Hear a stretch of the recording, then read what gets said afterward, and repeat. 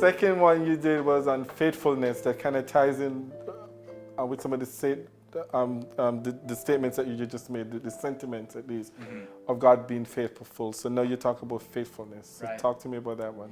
Well, it's connected very closely to commitment, okay? God's commitment to us to complete the work He started and to give us the desires of our heart, to make us like Christ, to disciple us, to be faithful, to work with us, even when we're having a hard time, is rooted in His faithfulness.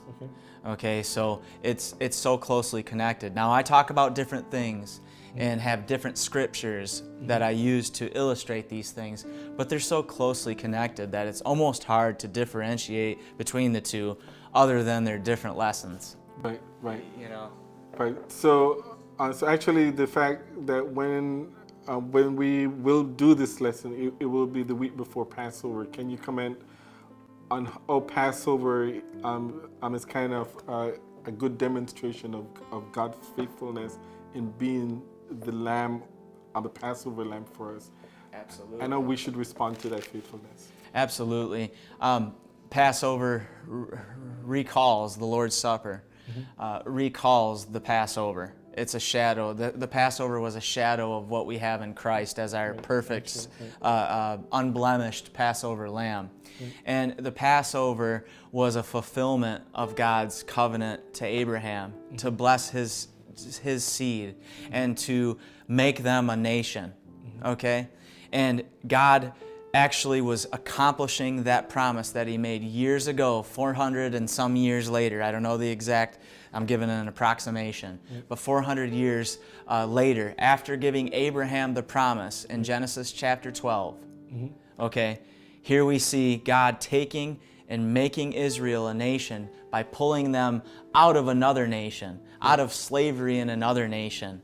And it was the Passover lamb that sealed the deal there. That was the last one. That was the death of the firstborn, the last plague. And it was after that when Israel was actually delivered and came out of Egypt. So yes, God was showing His faithfulness. But the interesting thing there is God made a promise years earlier, over 400 years earlier. And 400 years later, it came to fruition. It came to be reality. And that's how we can look at God. That's how much we can count on Him and trust in Him and understand He's got a record. His Word is so important. This is so critical to our faith, so critical to our Christianity, to recall and remind ourselves by reading it of God's faithfulness. All kinds of illustrations, and the Lord's Supper is one of them.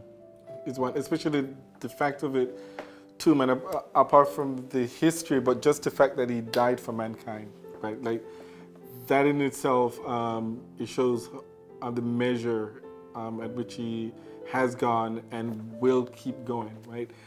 So how should we respond to that? Is there or should there be a relationship between Him dying and Him being faithful to me dying and me being faithful? Absolutely, absolutely. That translates into us doing something. Okay? The more we become like God, the more faithful we're going to be because God's faithful. And one of the directives in the Sermon on the Mount was forgiving your brother.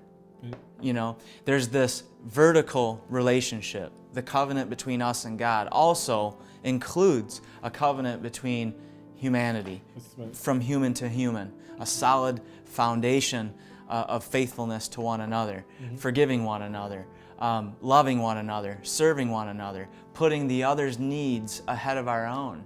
And you see that spelled out in the New Testament, especially in the epistles written by Paul. He's trying to tell the church and direct the church to being faithful. Reflecting God to one another by being faithful to each other. So there's the two great commandments. Love the Lord your God with all your heart, mind, soul, and strength, and love your neighbor as yourself. The second is likened to the first. If you want to love God, if you want to reciprocate His faithfulness, love your brother. Your brother carries the image of God around with him. Humanity does, but especially those in the church, our fellow Christians. We need to definitely show faithfulness to them. Okay, excellent.